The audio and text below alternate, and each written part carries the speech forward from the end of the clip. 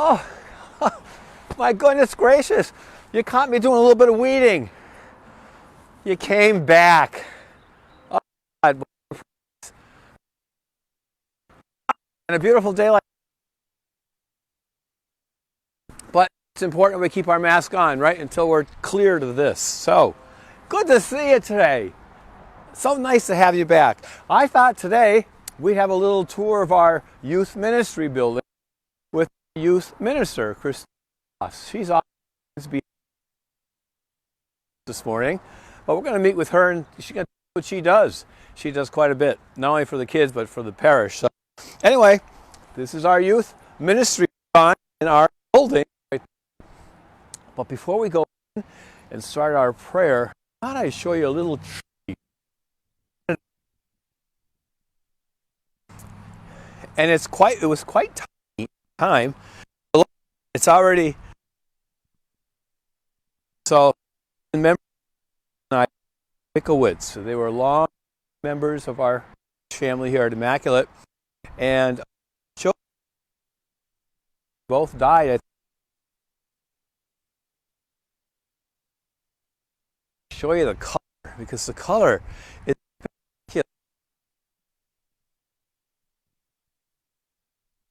new, so fresh. So a beautiful way to start our morning today, recognizing signs of his love. So God is with us, and we're very. So I thought we'd go on the back porch before we disturb Christine and have our little prayer, and then we'll enter with the bell.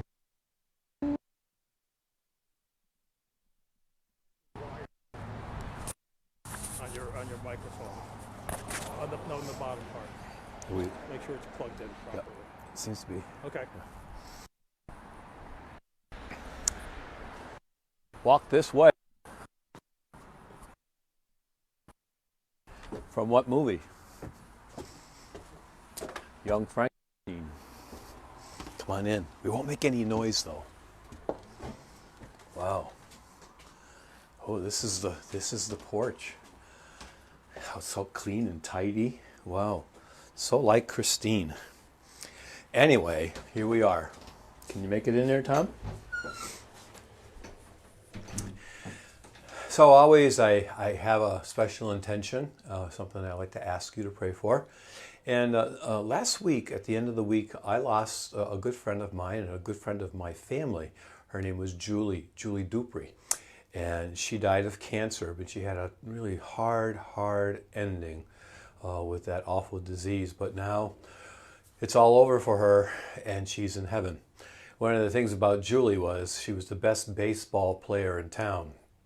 And a real avid sports player, but boy, a good baseball player. So anyway, I'd like to ask that you pray for her this morning, and we're going to put her in our hands, okay? So we go together. He's got the whole world in his hands. He's got the whole world in his hands. He's got the whole world in his hands. He's got the whole world in his hands. He's got you and me, sister. In his hands, he's got you and me, brother. In his hands, he's got Julie Dupree. In his hands, he's got the whole world in his hands. There. We're going to put it in the hands of Jesus too today, Christine, and all our kids in the youth ministry program. Okay? Let's ring the doorbell. She's going to be surprised. Watch this. Hope she's working. The doorbell has been rung. Should I ring it again? I'll ring it again. Maybe she's not working today. Or she's sleeping. I don't hear her. Well, I guess that's the end of the tour, because if she's not here, I'm not sure. Hello! Oh, Christine! Hi! We thought we'd come and say hello to you today, because oftentimes you're on the other side of the camera. That's so true. And now we're going to see you and see where your business is. Well, come on in. Well, it's a delight to be here. I have my mask off, Christine, if that's okay with you. I'll stay distant, okay? Okay, sounds good. And so I'm just happy to be with you today. We noticed a nice tree in the yard from the Bickwitz family. Yes. Which is a beautiful color this time of the year. I was saying on my way in today, I don't remember it blooming so vibrantly before. I think this is the first year that it really got big yellow flowers on it. Yeah. I think the first year they say it sleeps, the next year it creeps, and then the third year it leaps. Which would be this year. Which would be this year. So maybe that that's makes it. sense. You and your green thumb. So, can you show us around a little bit before we get to talk about what you do? But sure. How about if we see the place? I noticed, Christine, on the outside there was a new ramp. And I think that was put in just about, 2 years ago? I think longer than that, actually. Really? Already? So the ramp and the new basement windows and the back porch windows and some other things were all done by Benji Brusso as part of his Eagle Scout project. Yes. So that was a huge help for us here. And it helped the windows especially because we had some water issues in the basement, and that helped to resolve some of that as well. Oh, so good. Yeah, he worked very hard. He had a lot of helpers. He with did, that, yeah. his And it family. looks so nice. It's beautiful. Yeah, And he then did. the next year they came back and stained it after they had built it. So now it's all kind of finished. And I noticed there's new windows on the front of the house too, right? And a new door. And a new door. Yeah. It really looks very nice. We're looking spiffy over here. Yeah, it looks pretty nice. And so you have a little kitchen? Yeah, we have a little kitchen, which is great. We have just the refrigerator and a microwave. When I first worked here, there was a stove, but it never really got used, so we had that removed. And it's really nice to have, when we have young people here in the building, I usually have the fridge stocked with drinks, and we have snacks, so it's easy for them. They kind of just get what they want, and then during our meetings and sessions. And this whole half of the kitchen is all storage. You'll see a lot of that as we go through and tour the building. I think one of the things that people sometimes don't understand is how much stuff you accumulate in youth ministry. So like you look and everything's labeled, and it's like pipe cleaners and Christmas crafts and ink and pads and paints are all up here. And we have storage upstairs in the attic. So we have a lot of stuff in youth ministry. I also find that because I have extra space, I tend to be the overflow storage place. So when people aren't sure what to do with stuff, like this is all baptism stuff. So we had a transition in baptism leadership. So we're still trying to figure out exactly where that's going to be stored. But luckily we have all this extra space over here that we can kind of tuck stuff away until we figure out where its permanent home is going to be. Yeah. I noticed on the porch a few boxes of pink flamingos. As a matter of fact, I got nipped a little bit on my knee. They normally rest when they're dormant. They normally rest in the basement, but I haven't managed to get them back down there just yet. And we're sort of coming back into flamingo season this summer. So then I thought, oh, maybe I won't put them away. They're okay out there. They're at the table. Yeah, they're in. I did try to push them in a little further, but I realized that some of their legs are too long, so they keep hitting the wall back there. That's the one that nipped me in the knee. Okay, well, do you know what the house was before the church owned it? Did the church own this house for a long time? I don't really know the history. I mean, I've been here 17 years, so we've had it, significantly beyond that time, because when I was even in high school, this was part of the church property. So it's been quite a while that it's been part of the church property. But it was a single-family residence at some point, for sure. Right. And there was a house next door, too, which I think we had taken down. Yeah, right? that was probably about 15 years ago, because I was here when that happened. Oh, yeah, it was just before I arrived, I think. So that got all leveled and filled in so that we have all that grassy area, which is so great if we, as we get back to being able to gather and have people together here, that it's a great space to have. Now, it's interesting. This house kind of anchors the campus with the house on the other side, the White House, where Father Connery used to live. Father Starks lived there. Now Father Peter Russo lives there. And that house is quite lovely, and is much. It was cared for, so it's still the residence. So for now a priest, Father Peter Russo, but it's nice that we have these two old homes on either side that are still really being used, and kind of makes the campus look homey a little bit too. And for me, I love when we added the sign out front. That's a pretty new addition. That's probably the newest addition to our youth center here, because when I would tell people where I was, where my office is, or we use the back porch a lot of times for people to drop things off to me after hours, or me to leave something for someone to pick up. And people weren't sure where the youth center was sometimes. And I would always say, it looks like a regular house on the north side of the church property, but now that we have the sign, everybody can find us really easily, which is nice. Oh, great. Okay, well, shall we go in? Yes. Okay. So this is the bathroom. Not much to see there, except I did laugh about the bathtub. There's a full tub in there because this was a house. And it's full of storage. It's full of stuff. It's full of bins. There you go. It's full of bins. Young people's favorite seating of choice, beanbag chairs. So we like to have those around. I know a lot of people sometimes are looking for ways to get rid of their beanbag chairs. If you have a beanbag chair you want to donate to the Youth Ministries, I got a spot for them. Okay. And then this pink beanbag is Bella's house. Is Bella here? She's not here today. No. Okay. Most of the time, though, my little dog is here, Yeah. and that's kind of her space. This is my desk area, and all of my go-to resources are on the credenza back there. That's what I pull for most of the time when I'm looking to do things like that. Mm-hmm. And then, obviously, these nice big sectionals, a lot of comfy seating for young people. Typically, if we when we use this space, it's for social or gathered small groups, not necessarily faith formation or catechetical in nature, but more social or planning activities. Our NCYC meetings are always in here, so the kids have a real opportunity to socialize and get to know one another. Yeah. But these couches were donated, or maybe purchased. They're before my time, but they've held up quite well. They did. And one of the first things that we did the second summer, I believe, that I was here is we painted that wall to match the couch. Who's we? The kids? Yeah, me and the kids and some parents. And we literally took the pillow and went to Lowe's or Home Depot and said, we need these 3 paint colors. They did pretty good. Yeah, I guess so. Yeah. And then they painted the paneling. Most people who come in here comment about that and think that it's pretty cool. Yeah. I always laugh and say if we ever change the sofa, we'll have to paint the wall. Yeah. It won't make sense. The sofas do look pretty good, though. And a few times I had some little sessions with the kids in here, and it is kind of nice to... It's kind of a relaxed atmosphere, and I think the kids feel comfortable here, kind of their space. And I think that's important, you know.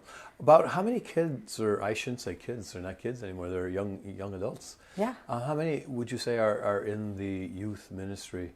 So here at Immaculate, our youth ministry program is 7th through 12th grade. And this year we have about 170 kids. Wow.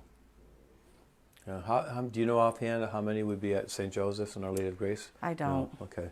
Not too many, I don't think. I think they're a smaller group there, but that's a lot of kids, a lot of young people to take care of, and a lot of needs for them. So, do you want to sit down? Sure. Maybe you can tell us a little bit about the programs that you have. I know that we don't do stuff by a book here. It's usually most of the programs that you've made and offer our young people, and that you offer them different times and Zooming and everything else. So we've got a very, very active program, even despite COVID, right? Yeah. So Youth Ministries is several components incorporate Youth Ministries in beyond just the faith formation piece. I will happily talk about faith formation and the catechetical component, but I just like to make sure that everybody realizes there's more than just that learning piece. There's a social justice piece, there's a leadership development piece, there's a pastoral care piece, there's integrating young people into the prayer and worship life of the parish, all things that happen in what we call comprehensive youth ministries, which is the model that the Diocese of Albany favors, and that's what we've been doing here for many, many years. With regards to the catechetical piece, though, this year was an enormous challenge. It was so important to our parish and our leadership team to meet the needs of our young people and their families in a way this year that set up needs so very differently. We had people who were 100% ready to be gathered and be here and wanted their kids involved like it used to be. Yeah. And then we had a segment of families that were really extra cautious for a lot of reasons, personal reasons, where they felt like they could not be gathered, and they wanted to still be connected to faith. And then we had families who said, we're ready to really take the primary responsibility for learning about our faith at home as parents, and we want to lead our family forward in this, but we need your support and help. So we developed 3 models this year that met all 3 of those needs for our teenagers and their families. And I'm incredibly proud of what we have been able to offer our young people and their families in this time of COVID. I feel sad that we've missed out on some things too, and that makes it a little hard. But we're doing the very best that we can, and it takes a lot of work and energy and dedication and heart by a team of people that give so generously of their time and love of God to this community that it's just unbelievable. Yeah. When I talk to other youth ministers across the diocese, one of the things you hear repeatedly, and maybe even more so in this last year, is how challenging it can be to get volunteers, especially catechists. Yeah. And we here at Immaculate have been incredibly blessed with this dedicated group of people who year after year after year have given selflessly of their time and love of Christ to share their faith with our young people. Yeah. We are so incredibly blessed because of them. I think that reaches even beyond, the volunteers. We really do have a lot of volunteers, and it's really a nice thing because they really own the parish, and it's a good example to our young people too, to see older people, giving their time. What I was thinking about when we just started about, the COVID, I can remember last, probably February when COVID started, I remember specifically you saying to me that school might be out for a few days because of COVID. And at that time, I think, what did we call it? We didn't even call it COVID. We called it, did we call it something else? Coronavirus. The coronavirus, yeah. And I remember that being so new to me. And I was so surprised. I looked at you and I said, you think school's going to be out for a week or something like that? And you said, I bet you more than that. And I didn't think so at all. And lo and behold, over a year later, we're still reeling from that. But we see light at the end of the tunnel. That's Absolutely. good. Yeah. Now, do you actually use this room for any teaching, or does anybody use this room? Or? So this space, like I said, is not typically used for the teaching or for a classroom-based model of catechesis because it's very, very casual. Like our rooms have tables and chairs, but we do use it for small group discussions. Our 12th grade group pre-COVID was meeting here. This space, if you were to think about it, from a social distancing perspective, you can really only fit about 4 people, even with this great sofa setup to keep people 6 feet apart. So that's been a real challenge. So we have not used this space this year as much as I would have liked to have. But previous to COVID, we used it regularly with young people in, like I said, those gathered sort of faith sharing type groups, but not necessarily for our weekly faith formation format. Oh, good. And RCIA has sometimes met in here. We share the space as, certainly as it becomes necessary. Long term, I would love to see this space to become even more of a true youth center. Like I have a foosball table at my home that's waiting to get rehomed, and I was like, how nice it would be to be able to set that up here and just have some additional space. I would love, moving forward to consider the possibility of even just being open after school for a few hours if somebody wanted to drop in and hang out or, needed some homework help. We have some volunteers that have suggested that idea to me, and they're willing to sort of step in and help in that capacity. So it's interesting. There's lots of possibilities. It's great to have this space, the dedicated space, which I am grateful for. A lot of other places don't have that. Yeah, we're really blessed with our campus here. You have confirmation coming up. A week from today, we are confirming 36 young people and 1 adult on Tuesday next week with Bishop Scharfenberger at 7 o'clock. Due to COVID, we can't have non-household members in the church, but we are going to live stream, and we would love for everyone to watch the confirmation mass on our Facebook page next Tuesday night. Right. If you can watch or not watch, we appreciate you praying for these young people. They've spent this year of transition and time learning and growing in faith while dealing with so much uncertainty and change in their own lives. And it's been a real challenge and a real struggle for some of our young people. But we encouraged them to just keep moving forward, and they've done this amazing job of growing in faith. And I'm really impressed with this group of young people. Oh, that's nice. They're resilient, aren't they? They really are. Yeah. And I think you even mentioned to me that, to my surprise, you gave a lot of the young people the option of either coming into class or to do it virtually. And most of them chose to come to class. Is that correct? For the confirmation retreat specifically, that was one of the places where we wanted to give families, again, the option of what they were most comfortable with. And more than two-thirds of our confirmation group decided to come here to the parish for an in-person retreat. And in our catechetical model, about 75% overall of families chose the in-person model. I think, again, that is because our reopening team and our group of people that were committed to health and safety throughout this whole process put together a really solid plan and communicated that really clearly with families so they felt like it was safe for our kids to come here and to be here. And again, we do have the space that allows us to keep small groups but keep them separated, have masks on, and do all of those things that kind of modeling what they're doing in the public schools. Right. So we have a pretty good relationship with the public schools here, and I communicate regularly with the leadership teams there. So when they're anticipating changes coming, we kind of know in a little bit in advance and can start to prepare for that as well. Great. Wow. Now, speaking of confirmation, we have another confirmation the following week, right, for our two other families? 2 weeks later. 2 weeks. May later. 11th. May So 11th. Our Lady of Grace and St. Joseph's young people will be confirmed May 11th, which is 2 weeks after our confirmation here at Immaculate. Again, I think primarily because of the space considerations. They have 31 candidates for the sacrament of confirmation, and our parish can hold each of those families in a pew designated for them, so we do not have to limit our capacity quite the same way as some other parishes have to do. Throughout this COVID season, some parishes, including the cathedral, have had to limit families to just the candidate, sponsor, and parents. And we're blessed to be able to have the right matchup of number of candidates, number of pews that made it work out very well for us. Yeah, good. That's what's nice about having a big church. So true. We can do a lot of different things. I want to just switch a little bit because not only do you do the youth ministry, but you got your hands in a lot of little pies all the way around.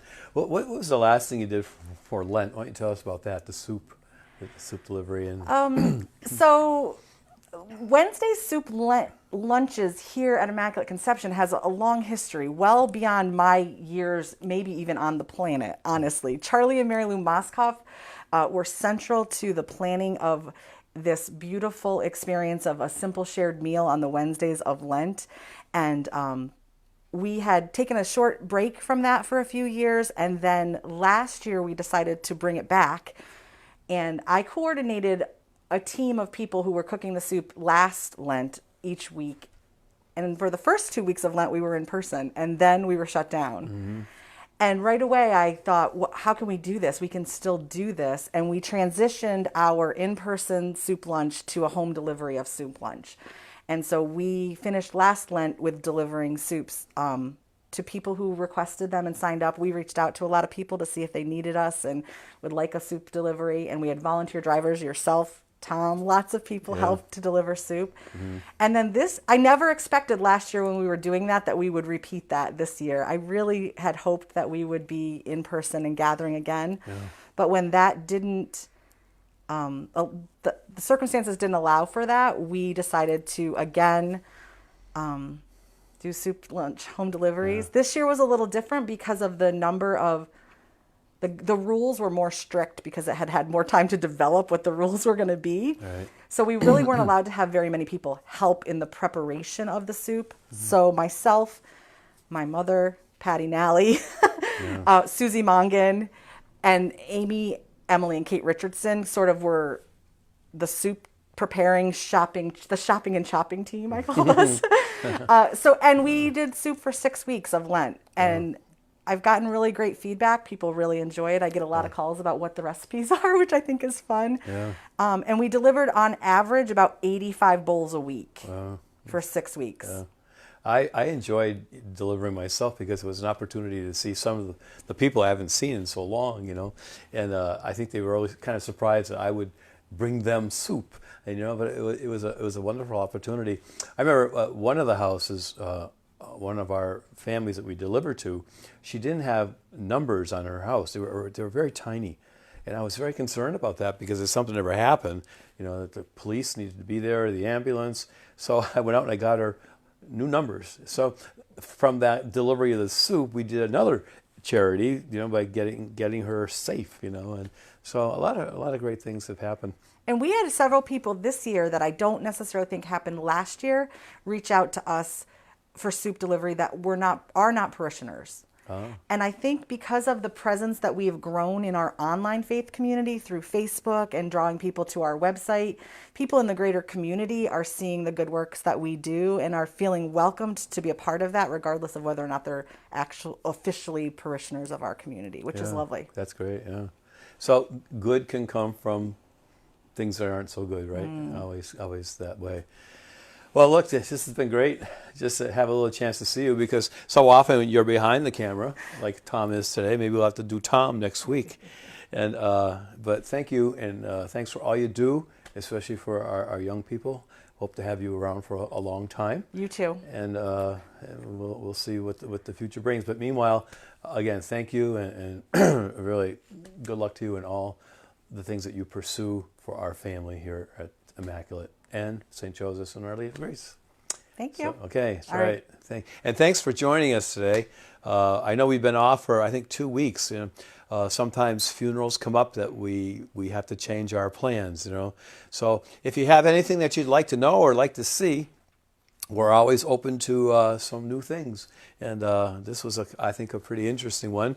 Maybe soon we could do maybe the inside of the parish center, which I think maybe some of you have not seen. So we'll see where we go with that. So meanwhile, you have a wonderful day, and please remember that I love you dearly. Okay? God bless you. Have a good day.